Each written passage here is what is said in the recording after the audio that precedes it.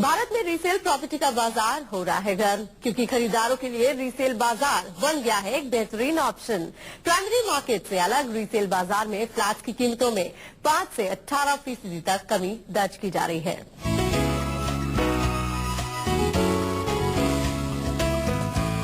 Primary बाजार में एक आम आदमी के लिए घर का सपना पूरा करना मुश्किल होता जा रहा है, क्योंकि डेवलपर्स कीमतों को गिरने नहीं दे रहे हैं, जबकि देश भर में लाखों घर बनकर तैयार हैं और धूल भाग रहे हैं। देखिए, अगर कॉस्ट है तो कॉस्ट से नीचे तो सेलिंग नहीं किया जा सकता। एक आपने किसी चीज को बनाया, अगर वो 3,000 रुपए फुट में बना है तो आप उसको मजबूरी 5,000 रुपए 4,000 रुपए फुट में बेचते हैं, और अगर उसके ऊपर 3,000 रुपए फुट में बना के आपको इंटरेस्ट समेत ऑलरेडी 3.5 या 4 पड़ चुका है, तो आप उसको वापस 3 में बेचेंगे तो आपकी कंपनी बंद नहीं हो जाएगी। जब ग्राहक डेवलपर्स या ब्रोकर्स के पास घर खरीदने जाते हैं तो फ्लैट्स की आसमान छूती कीमतें सुनकर उनकी आंखें खुली रह जाती हैं। वहीं जब ग्राहक अपने फ्लैट्स उन्हीं डेवलपर्स और ब्रोकर्स के पास बेचने जाते हैं तो उन्हें कम कीमत बताई जाती है। ऐसे में घर का सपना सच करने के लिए रीसेल बाजार लुभावना होता जा रहा है। तो बाजार में वो सारा का सारा जो इन्वेस्टर था, जिसने इन्वेस्ट सिर्फ इन्वेस्टमेंट पॉइंट ऑफ व्यू से किया था 3,000 के रेट में, आज उस प्रॉपर्टी का रेट 7,000 रुपए पहुंच चुका है। वो उससे एग्जिट मोड़ लेना चाहता है ताकि वो उसको भी इन्वेस्टमेंट कर सके। मुंबई के रीसेल प्रॉपर्टी बाजार में ग्राहकों को 5 से 7% कम कीमत पर फ्लैट्स मिल जा रहे हैं, जबकि नोएडा के रीसेल प्रॉपर्टी बाजार में कीमतें 10 से 16% कम हैं, जबकि गुड़गांव के रीसेल प्रॉपर्टी बाजार में 14 से 18% कम कीमतों पर फ्लैट्स मिल रहे हैं। वहीं बेंगलुरु में 11 से 13% कम कीमत पर रीसेल बाजार में प्रॉपर्टी मिल रही है। दरअसल पिछले कुछ वर्षों से प्रॉपर्टी की कीमतों में लगातार तेजी बनी हुई है, और इस तेजी को भुनाने के लिए सेक्टर में उसी रफ्तार में निवेशकों की संख्या बढ़ने लगी है। साथ ही बढ़ने लगी है नए प्रोजेक्ट्स की लॉन्चिंग। लेकिन पिछले 1 से 2 साल में भारतीय रियल एस्टेट सेक्टर सुस्ती की चपेट में आ गया। ऐसे में EMI शुरू होने से पहले निकल जाने वाले निवेशक इस सेक्टर में फंस गए हैं, और यही वो निवेशक हैं जो अपनी प्रॉपर्टी रीसेल बाजार में अच्छे खासे डिस्काउंट्स पर बेचने को मजबूर हो रहे हैं। राजीव रंजन, दिल्ली, न्यूज़ 24। नोएडा में ओखला पक्षी विहार के आसपास बन रहे दर्जनों हाउसिंग प्रोजेक्ट में फ्लैट बुक करा चुके लोगों को मालिकाना हक नहीं मिल पा रहा है। NGT यानी कि नेशनल ग्रीन ट्रिब्यूनल में चल रहे मामले की वजह से ये देरी हो रही है। नोएडा में करीब 23 हाउसिंग प्रोजेक्ट में घर बुक करा चुके लोगों के घर का सपना पूरा नहीं हो पा रहा है। नोएडा प्राधिकरण से कंप्लीशन सर्टिफिकेट नहीं मिलने की वजह से करीब 30,000 फ्लैट मालिकों को मालिकाना हक नहीं मिल पा रहा है। दरअसल ओखला बर्ड सेंचुरी मामले में NGT की रोक की वजह से प्राधिकरण कंप्लीशन सर्टिफिकेट नहीं दे पा रहा है। इस परिस्थिति में बिल्डर तैयार हो चुके फ्लैट्स को भी खरीदारों के नाम ट्रांसफर करने में असमर्थ है। तभी जैसे ग्राउंड वाटर लेवल के ऊपर और बहुत सारी चीजों के ऊपर कुछ अब कंस्ट्रक्शन होनी है, खुदाई होनी है, तो नीचे पानी निकलेगा, पानी को बाहर निकालना पड़ेगा। ग्रीन ट्रिब्यूनल के ऑर्डर को सुप्रीम कोर्ट ने सेट असाइड किया और सारी बिल्डिंगों से पानी निकला। कुछ चीजों को ग्रीन ट्रिब्यूनल के लेवल पर ही उन्हें समझना होगा कि डेवलपमेंट हैम्पर ना हो।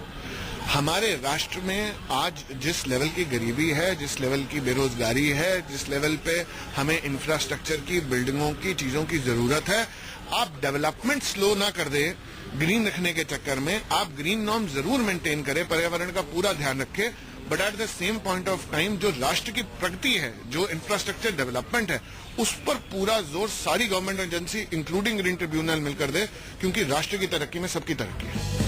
NGT में एक मामला दायर किया गया है, जिसमें ओखला बर्ड सेंचुरी से जुड़े 10 किलोमीटर के दायरे को इको सेंसिटिव जोन घोषित करने की मांग की गई है। यही वजह है कि बर्ड सेंचुरी के 10 किलोमीटर के दायरे में घर खरीद चुके लोगों की रजिस्ट्री नहीं हो पा रही है। ऐसे नोएडा के करीब 20 सेक्टर के 23 ग्रुप हाउसिंग प्रोजेक्ट्स के 30,000 घर खरीदार प्रभावित हो रहे हैं। ऐसे में इस इलाके में घर लेने की सोच रहे लोगों को NGT के फैसले का इंतजार करना चाहिए।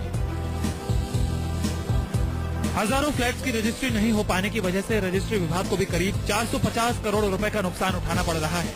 ऐसे में नोएडा प्राधिकरण और वन विभाग ओखला बर्ड सेंचुरी के आसपास के 100 मीटर के दायरे को ही इको सेंसिटिव जोन घोषित कराने की कोशिश में लगी है। हजारों लोगों के घर का सपना पूरा हो पाता है या नहीं, ये NGT के फैसले पर निर्भर करेगा। राजीव रंजन, नोएडा, न्यूज़ 24। और अब शुरू करते हैं सवाल जवाब का सिलसिला। आपके सवालों का जवाब देने के लिए हमारे साथ जुड़ चुके हैं पृथ्वी प्रॉप मार्ट के MD अमरदीप चौधरी। अमरदीप जी, बहुत बहुत स्वागत है आपका प्रॉपर्टी 24 में। हेलो। और सबसे पहला सवाल हमसे पूछ रही है संजना भट्ट है लुधियाना से। जी क्या जानना चाहती हैं आप? मैं दिल्ली एनसीआर में निवेश करना चाहती हूँ। मेरा बजट 20 लाख का है और मैं ये जानना चाहती हूँ कि मेरे लिए क्या ऑप्शन रहेगा और मुझे 8 साल के बाद क्या रिटर्न मिलेगा। इनकी इच्छाएं तो अच्छी हैं लेकिन इनका बजट बहुत लिमिटेड है। इस 20 लाख के बजट में आपको अगर हम देखें तो आसपास तो मैं नहीं कह सकता, लेकिन हाँ वेव सिटी के अंदर आपको 1 बेडरूम अपार्टमेंट, अभी एक नया प्रोजेक्ट लॉन्च हुआ है मंत्रा मेडोज, उसमें 1 बेडरूम का अपार्टमेंट आपको 20 लाख के बजट में जरूर मिल जाएगा। इसके अलावा अगर आप जाएं तो यमुना एक्सप्रेसवे पे 1 बेडरूम अपार्टमेंट मिल सकता है। इसके अलावा मेरे हिसाब से कम इस बेल्ट में या भिवाड़ी आप जा सकते हैं, भिवाड़ी में आपको 1 बेडरूम इस रेंज में मिल सकता है।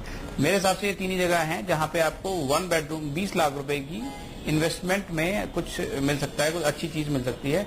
तो और अगर मैं इन तीनों में कंपैरिजन करूं तो मेरे हिसाब से बेस्ट चीज जो है वो रहेगी NH24 वेव सिटी के अंदर, NH24 वेव सिटी या कहीं भी गाजियाबाद के अंदर 1 बेडरूम। और अगर जो आपकी एक्सपेक्टेशंस हैं कि आपका जो ये 20 लाख आपकी ये जो 20 लाख रुपए की इन्वेस्टमेंट है वो कितनी जल्दी बढ़ती है, तो जो आपने टाइम लिखा है कि 8 साल में कितनी, 8 साल में कि आप बिल्कुल बेफिक्र रहें, 8 साल में ये अगर तिगनी चौगनी नहीं तो दुगनी तिगनी जरूर हो जाएगी।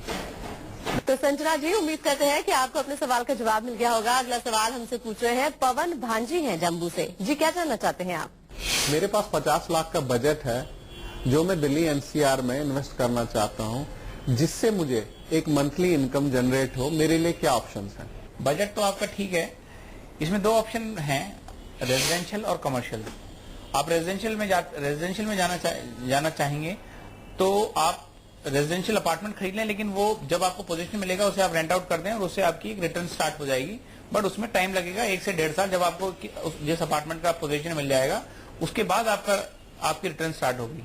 इसके अलावा कुछ डेवलपर्स हैं, कुछ रेपुटेड डेवलपर्स, जिन डेवलपर्स ने डिलीवरी दे रखी है, मैं आपको स्पेसिफिकली ये बताना चाहूंगा जिनके आप उन्हीं के साथ जाएं जिन्होंने डिलीवरी दे रखी है अगर आप एश्योर्ड रिटर्न में जा रहे हैं।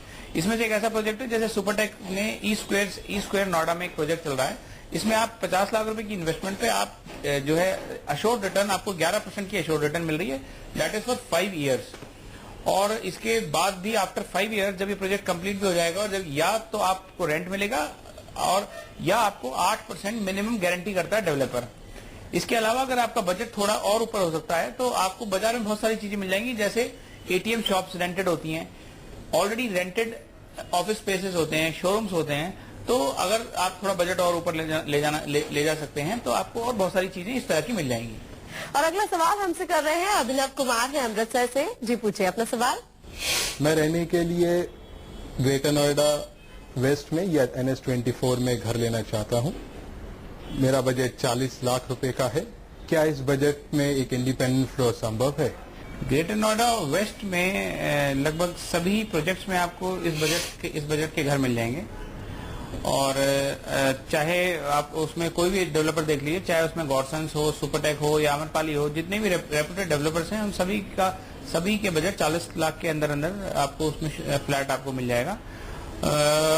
इस बजट में लगभग आपको ग्रेटर नोएडा वेस्ट में अगर आप देखते हैं तो 1200 स्क्वायर फीट का अपार्टमेंट अभी आपको मिलेगा 40 लाख के बजट में। और अगर आप NH24 की तरफ जाते हैं तो इसमें आपको 3 बेडरूम 40 लाख के बजट में आपको मिल जाता है। जो फर्क है ग्रेटर नोएडा वेस्ट में और NH24 में, दोनों की अपनी अपनी सुविधाएं हैं। अगर हम कंपैरिजन करें तो ग्रेटर नोएडा वेस्ट का इंफ्रास्ट्रक्चर रेडी टू मूव है और उसकी कनेक्टिविटी अगर कहीं ना कहीं अगर हम कंपेयर करें NH24 से तो थोड़ी बेहतर है। जहां तक सवाल है आपका इंडिपेंडेंट फ्लोर्स का, तो इंडिपेंडेंट फ्लोर्स भी मिल सकते हैं लेकिन उसके बहुत लिमिटेड ऑप्शंस हैं। जैसे अगर हम ग्रेटर नोएडा वेस्ट की बात करें तो ये लिमिटेड सुपरटेक या आम्रपाली के प्रोजेक्ट्स में ही आपको मिल पाएंगे। और अगर आप इसके अलावा जो है आपको ये मिल सकते हैं वेव सिटी के अंदर मिल सकते हैं और इंदिरापुरम के अंदर मिल सकते हैं। जो जहां तक अगर आपका इंटरेस्ट सिर्फ इंडिपेंडेंट फ्लोर्स में ही है तो ये आपके पास ऑप्शंस मिल सकते हैं इंडिपेंडेंट फ्लोर्स के भी। और अगला ईमेल हमें भेजा है अपर्णा कुमारी है जयपुर से। ये जानना चाहती हैं राजनगर एक्सटेंशन में इनको फ्लैट खरीदना है, वहाँ क्या रेट चल रहे हैं और राजनगर एक्सटेंशन का क्या फ्यूचर है? राजनगर एक्सटेंशन अच्छी चॉइस है आपकी। अच्छा डिसीजन लिया आपने कि आप राजनगर एक्सटेंशन में इन्वेस्टमेंट करना चाहती हैं। राजनगर एक्सटेंशन जैसे जिस हिसाब से डेवलपमेंट इसकी चल रही है, जिस हिसाब से इसकी डेवलपमेंट हुई है, और गाजियाबाद डेवलपमेंट अथॉरिटी का भी इसके प्रति रुझान है कि भाई इस एरिया को बहुत अच्छी तरह डेवलप करना है, कनेक्टिविटी इसकी जोड़ रहे हैं, एलिवेटेड रोड प्रपोज्ड है कि ये राजनगर एक्सटेंशन के लिए एक अलग से रोड बनेगी, लोग वहां पे रहने भी लगे हैं राजनगर एक्सटेंशन के अंदर, और रेट्स भी इसके आज से 2 साल पहले में काफी फर्क आ गया है, और जैसे जैसे लोग वहां पे और आते जा रहे हैं तो मेरे ख्याल से ये पूरे गाजियाबाद की एक क्रीम जगह बन जाएगी और एक बहुत ही रेपुटेड एरिया ये बन जाएगा आने वाले समय में। जैसे राजनगर है गाजियाबाद का, उसी तरह से राजनगर एक्सटेंशन भी उसी तरीके से मुझे लगता है कि इसकी आने वाले समय में ऐसी ही डिमांड होगी। और डेवलपर्स तो काफी हैं, लेकिन जो अच्छे डेवलपर्स हैं उनके रेट लगभग आप ये मान के चलिए 3,000 रुपए स्क्वायर फुट के आसपास हैं। जो रेपुटेड जिनकी डिलीवरी, जिन डेवलपर्स ने डिलीवरी दे दी है, वो 3,000-3,100 रुपए के आसपास आप मान के चलिए कि उन सारे प्रोजेक्ट्स के अभी आज की डेट में राजनगर एक्सटेंशन में चल रहा है। तो अपर्णा जी, उम्मीद करते हैं कि आपको अपने सवाल का जवाब मिल गया होगा। अगला ईमेल हमें भेजा है राहुल सिंह है मुंबई से। ये जानना चाहते हैं यमुना एक्सप्रेस वे पर प्लॉट में निवेश करना चाहते हैं, क्या क्या ऑप्शन है इनके लिए? बेसिकली जहां तक मैं आपके सवाल समझ पाया हूँ, आपका इंटरेस्ट प्लॉट में इन्वेस्टमेंट करने का है, क्योंकि काफी लोग ऐसे होते हैं जिनकी इच्छा होती है कि उनकी इन्वेस्टमेंट सिर्फ लैंड में ही हो, उनकी इन्वेस्टमेंट सिर्फ लैंड में हो। तो यमुना एक्सप्रेसवे एक बहुत अच्छी जगह है जहां पे इन्वेस्टमेंट जो काफी लोगों ने किया है और उसका अप्रिसिएशन भी उन्हें मिला है। इन्वेस्टमेंट यमुना एक्सप्रेसवे में जो आप प्लॉट देखना चाह रहे हैं, जो वहां पे रेट चल रहे हैं, लगभग आज की डेट में आप ये मान के चलिए लगभग 25-26 से लेके 30-32 हजार रुपए पर स्क्वायर यार्ड का रेट है। यमुना एक्सप्रेसवे के अलावा आप ग्रेटर नोएडा के अंदर भी जो अथॉरिटी के प्लॉट्स हैं, उसमें आप इन्वेस्टमेंट कर सकते हैं। काफी डेवलप्ड हो चुका है ग्रेटर नोएडा भी, और उसके अंदर लैंड खरीद के आप 200 स्क्वायर मीटर का प्लॉट, 300 स्क्वायर मीटर का प्लॉट ले सकते हैं। इसके अलावा आप गाजियाबाद NH24 वेव सिटी के अंदर प्लॉट ले सकते हैं, वो भी एक अच्छा ऑप्शन है। और अगर रेट्स का कंपैरिजन करें तो कंपैरेटिवली काफी फर्क है यमुना एक्सप्रेसवे में और वेव सिटी के अंदर। अमरदीप जी, आपसे एक सवाल करना था कि प्रॉपर्टी बाजार में काफी समय से सुस्ती देखी जा रही है, कब तक इसमें सुधार देखने को मिल सकता है?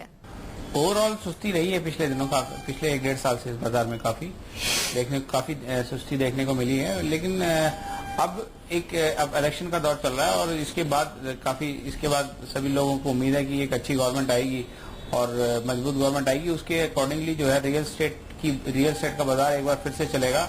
और साथ ही मैं ये भी कह दूं कि ये जो दौर है मंदी का दौर चल रहा है, लेकिन ये इन्वेस्टर्स के लिए बहुत अच्छा दौर है। काफी मंदे रेटों पे, काफी सस्ती चीजों पे आपको अच्छी अपॉर्चुनिटीज मिल जाएंगी, जो अगले 2-3 महीने बाद, जब 2-3 महीने बाद नहीं मिल पाएगी आपको।